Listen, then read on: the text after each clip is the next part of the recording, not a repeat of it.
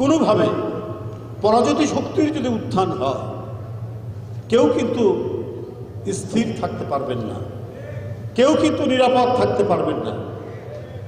যে পরিকল্পিত সন্ত্রাসের আবহ তৈরি করে, একটি বাতাবরণ তৈরি করে আপনারা ঘোলা পানিতে মাছ শিকারের চেষ্টা করছেন, এই ঘোলা পানিতে মাছ শিকার করতে পারবেন না, বরং ঘোলা পানির মধ্যে আপনারাও পড়ে যাবেন।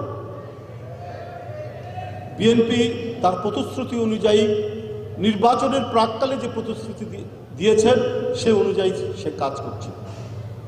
ফার্মার্স কার্ড বলেছিল, কৃষক কার্ড বলেছিলেন, ফ্যামিলি কার্ড, এবং প্রতিশ্রুতি আবারও দিয়েছেন যে হেলথ কার্ড করা হবে। এগুলো নিয়ে কাজ শুরু হয়ে গেছে। ইতিমধ্যে বিভিন্ন জেলায় বিভিন্ন এলাকাতে ফ্যামিলি কার্ড বিতরণ চলছে, কৃষক কার্ড বিতরণ চলছে। প্রতিশ্রুতি দেওয়া হয়েছিল যে বিস্তৃত আমাদের খাল, বিল, হাজা, মজা, নদী, খালে এটা খনন করা হবে, খাল খননের কর্মসূচি। ইতিমধ্যে সেটা শুরু হয়েছে। জেলা অ্যাডমিনিস্ট্রেশনকে ঢাকা থেকে বারবার এ বিষয়ে তাগিদ দেওয়া হচ্ছে এবং যেখানে যেখানে খনন করার দরকার সেগুলো চলছে। এটাই তো তার প্রতিশ্রুতি ছিল। এই প্রতিশ্রুতিগুলোই তো তিনি পালন করছেন।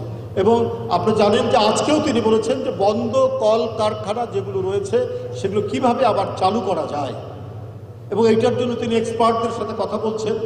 সেখানে নতুন করে কোনো ব্যবস্থা, এর ফরওয়ার্ড ব্যাকওয়ার্ড লিঙ্কেজগুলো ঠিকমতো করা যায় কিনা, কিভাবে করা যায়, এগুলো নিয়ে চিন্তাভাবনা চলছে, উদ্যম চলছে, উদ্যোগ চলছে।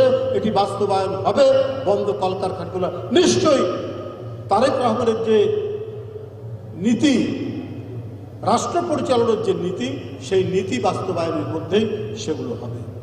আপনারা সেগুলোকে সমর্থন করুন বা না করুন, কিন্তু অপপ্রচার দিয়েন না। আমি বিরোধী দলকে বলছি, কলঙ্ক এবং মিথ্যা কথার পরিবেশ তৈরি করেন না। এতে আপনারা মনে করেছেন আপাত দৃষ্টিতে বিএনপির হয়তো আপনারা ক্ষতি করছেন, কিন্তু আপনারা যে প্রকারান্তরে নিজেরা নিজেদের গর্ত তৈরি করছেন এটা আপনারা টের পাচ্ছেন না।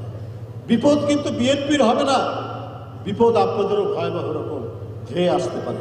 বরং আলোচনা, সমালোচনা এবং দায়িত্বশীল বিরোধী দলের ভূমিকা পালন করে সরকারের নীতির সমালোচনা আপনারা করবেন। এ ব্যাপারে কোনো আমাদের সংশয় নেই, কোনো দ্বিধা নেই।